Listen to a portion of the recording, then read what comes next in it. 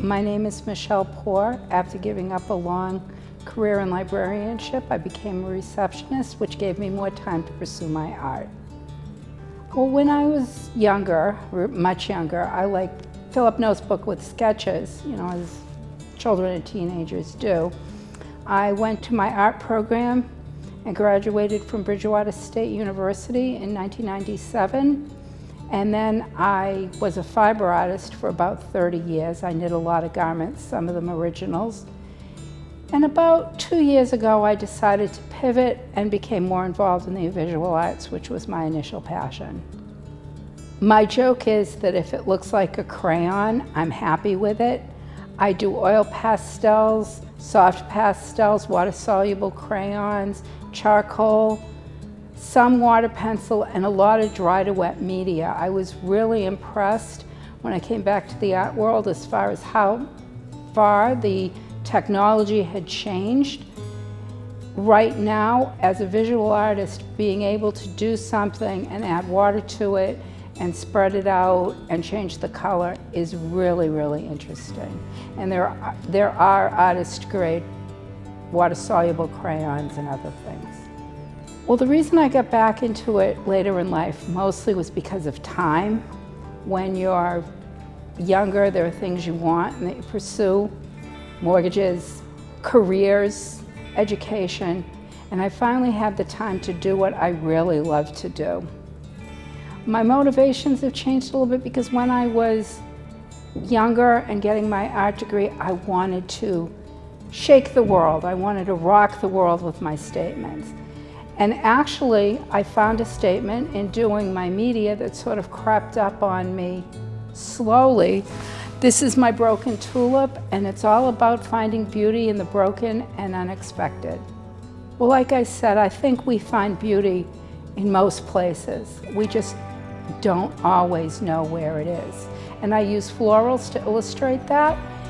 Florals with petals dropping, opened up, dying, but also from the back, that it's hidden. It's in a place nobody looks.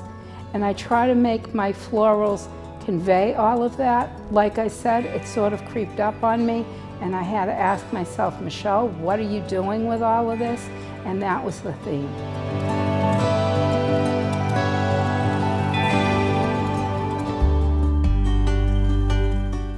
My name is Elizabeth Murphy, and I'm retired, and I functioned as a recreational therapist for most of my life in institutional settings, and pursued art as a way of keeping both my patients and my Girl Scout troop for 18 years occupied. And then I retired, and here I am. I find a lot of art that amateurs like myself pursue is rather redundant. And so I took the Artist Way as a course at Glastonbury Abbey. And during one of the sessions, a woman spoke the words to me, "Read me." And once she said that, I knew that I loved reading, and I read a lot about the environment. And by golly, my art should be about the environment. And here I am. Single-use items are destroying us. And I don't think the amount of them or the depth of them is something that our society is aware of. Okay, that's how I got doing the jellyfish. I just had read a report that the jellyfish in southern Florida's estuaries had just been tested for microplastics.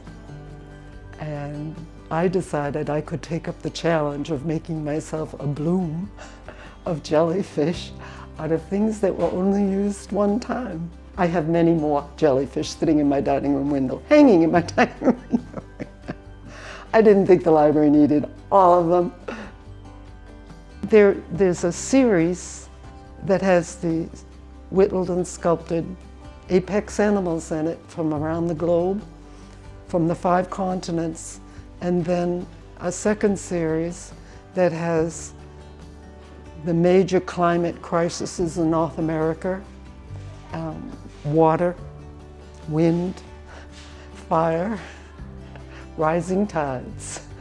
And so it goes from global to North America to my village where I live.